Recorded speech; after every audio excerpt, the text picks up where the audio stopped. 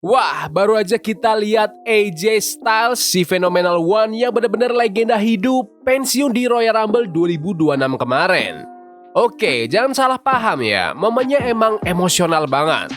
Tapi kejadian ini malah ngebuka perdebatan panas.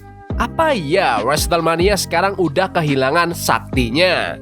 Coba dipikirin, selama puluhan tahun, Grand Stage of the Mall itu satu-satunya tempat yang paling pantas buat nutup karir seorang Hall of Fame.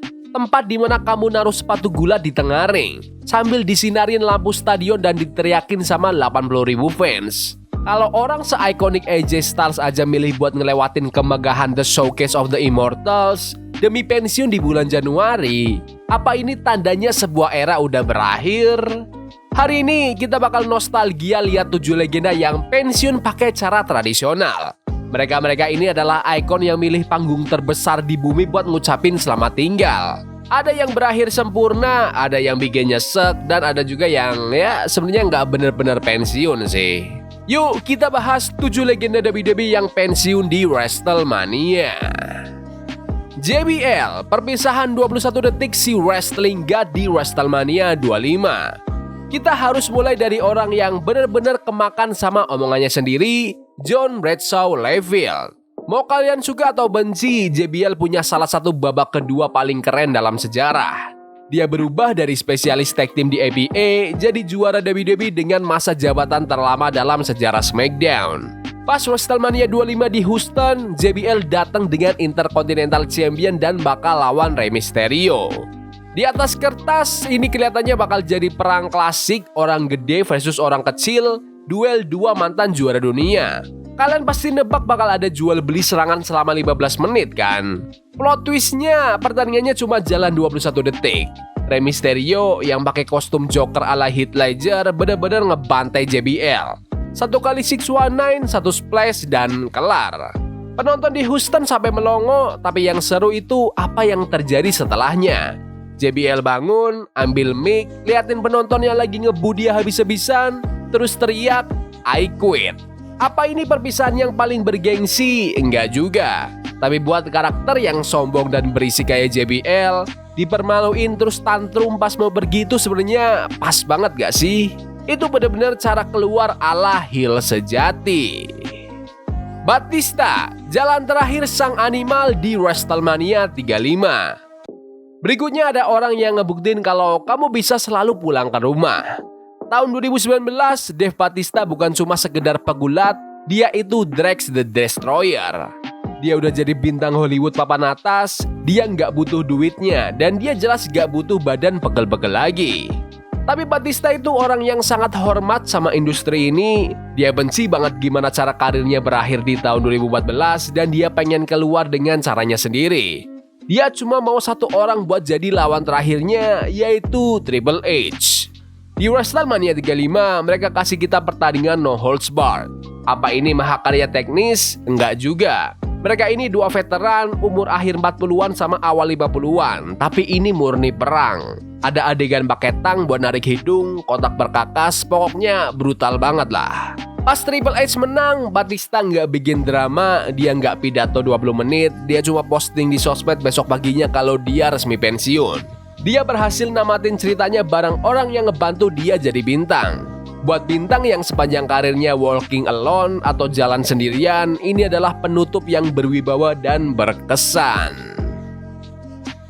Macho Man Randy Savage, momen paling bikin mewek di WrestleMania 7. Buat kalian fans yang lebih muda, mungkin cuma tahu Randy Savage dari klip lama atau suaranya di film Spider-Man. Tapi jujur ya, WrestleMania 7 itu nyajiin momen storytelling paling gila dalam sejarah industri ini. Randy Savage lawan The Ultimate Warrior di retirement match. Waktu itu, Savage lagi jadi heel dengan karakter Macho King dan taruhannya tinggi banget. Dia tampil luar biasa sampai bisa nuntun Warrior buat dapat pertandingan terbaik sepanjang karirnya. Tapi pas Savage kalah, ceritanya ternyata belum selesai.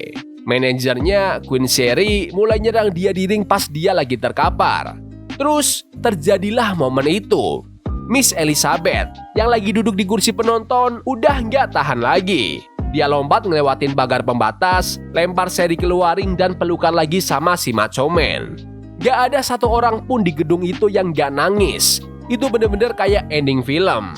Nah, emang sih kalau pakai logika gulat, Savage akhirnya balik lagi nggak sampai setahun kemudian. Soalnya ya, The Madness itu susah dihilangin.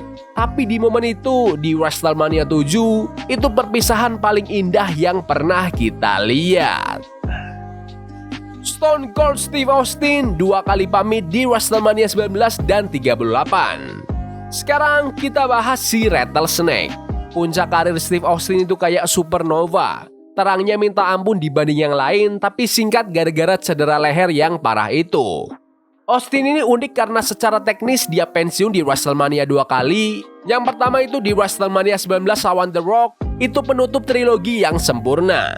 The Rock akhirnya bisa ngalahin rival terbesarnya, bisikin I love you ke Austin di ring, terus Steve jalan naik ke rem.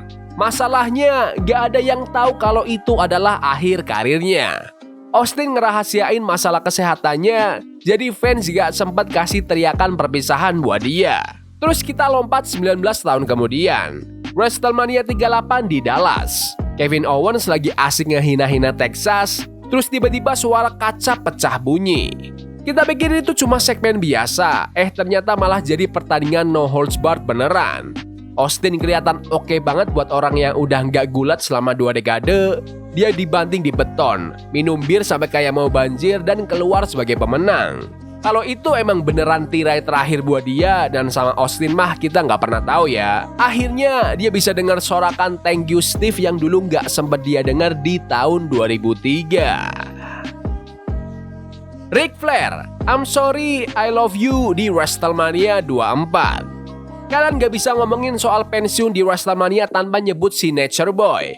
Alur cerita menuju WrestleMania 24 itu simple tapi taruhannya gede banget. Vince McMahon bilang ke Flair kalau pertandingan berikutnya dia kalah, dia harus pensiun.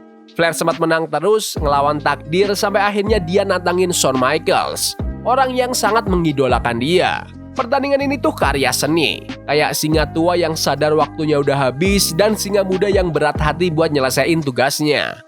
Endingnya bakal nempel terus di otak semua fans gulat. Shawn Michaels berdiri di pojokan, nyiapin jurusnya, sambil gerakin mulut bilang, I'm sorry, I love you, sebelum ngelepasin switchin music. Sempurna banget. Itu adalah perpisahan terhebat dalam sejarah sports entertainment. Sampai akhirnya Flair pindah ke TNA dan gulat lagi beberapa tahun kemudian. Apa itu ngerusak momen WrestleMania-nya? Mungkin dikit lah ya. Tapi kalau kalian nonton pertandingan itu secara terpisah, itu tetap jadi standar tertinggi gimana cara pamitan yang benar. Shawn Michaels, The Heartbreak Kid pamit undur diri di WrestleMania 26. Ngomongin Shawn Michaels, dia ini satu-satunya orang di daftar ini yang berhasil ngalahin Ric Flair soal urusan pensiun. HBK jadi obsesi banget sama streak atau rekor tak terkalahkan dari The Undertaker. Dia kalah di WrestleMania 25 dalam pertandingan yang banyak orang bilang sebagai pertandingan terbaik sepanjang masa. Dia saking pengennya tanding ulang sampai berani ngetaruhin seluruh karirnya di WrestleMania 26, streak versus karir. Gambaran Shawn Michaels yang tetap nantang sampai akhir, nampar muka Undertaker sebelum akhirnya kena tombstone pile driver terakhir itu, asli, aku masih merinding kalau ingat. Selama 8 tahun, Shawn benar-benar pensiun, dia nolak jutaan dolar buat balik karena dia hormat sama akhir ceritanya. Nah, kita nggak usah bahas ya soal pertandingan Crown Jewel 2018 di Arab Saudi itu. Di sini pertandingan itu nggak pernah ada. Kalau kita lihat perpisahan dia di WrestleMania, itu adalah ending bak negeri dongeng yang diimpiin semua pemain. The Undertaker, perpisahan di Boneyard, WrestleMania 36. Terakhir kita sampai ke si Venom, orang yang namanya udah jadi sinonim buat WrestleMania. Ironis banget sebenarnya, orang yang ngabisin 30 tahun tampil di depan kerumunan raksasa malah dapat pertandingan terakhir di pemakaman tanpa ada penonton sama sekali. WrestleMania 36 itu Covid mania, semuanya serba aneh, semuanya nggak pasti. Tapi The Undertaker lawan AJ Styles di Boneyard match itu bener-bener jenius. Itu bukan pertandingan gulat biasa, itu lebih kayak film pendek. Itu bikin Taker bisa jadi karakter American Badass buat terakhir kalinya. Cara ini nutupin keterbatasan fisiknya dan mainin aura supranaturalnya. Pas Taker ngubur AJ, naik motornya terus pergi gitu aja ke kegelapan malam sementara logonya muncul di dinding gudang. Rasanya emang udah selesai. Dia pantas dapat teriakan dari 100.000 orang emang. Tapi ada sisi indah yang mistis pas lihat si Deadman ngilang gitu aja di tengah dunia yang lagi kena pandemi. Itu benar-benar momen pergi dengan gagah berani. Jadi, balik lagi ke pertanyaan awal. Kalau AJ Styles pensiun di Royal Rumble, apa artinya pensiun di WrestleMania udah nggak zaman lagi? Kalau menurut gue pribadi sih nggak ya. Aku rasa WrestleMania bakal tetap jadi kutub utara di bisnis ini. Tapi mungkin kita lagi lihat perubahan tren. Mungkin para legenda sekarang sadar kalau ending yang sempurna itu bukan soal seberapa banyak penontonnya, tapi soal cerita yang pas dan lawan yang tepat. Sebenarnya aku mau cantumin pertandingan Kurt Angle lawan Baron Corbin di WrestleMania, tapi ya kalian tahu sendirilah. Semoga aja Kurt Angle balik lagi dan tanding lagi. Tapi kalau menurut kalian gimana? Apa pensiunnya Shawn Michaels itu yang paling oke? Kalian pikir Steve Austin bakal tanding sekali lagi atau enggak? Terus, siapa legenda berikutnya yang bakal naruh sepatu gulat mereka di ring WrestleMania? Komen pendapat kalian di kolom komentar. Ya udah gitu aja video hari ini. Jangan lupa like dan subscribe ke channel ini karena gue pengen 20.000 subscribers di bulan ini. Tolong bantu. Yes boy. See you. Love is a game we play incognito. Forbidden fire on Nico. Burning for love we can hold. I wish we were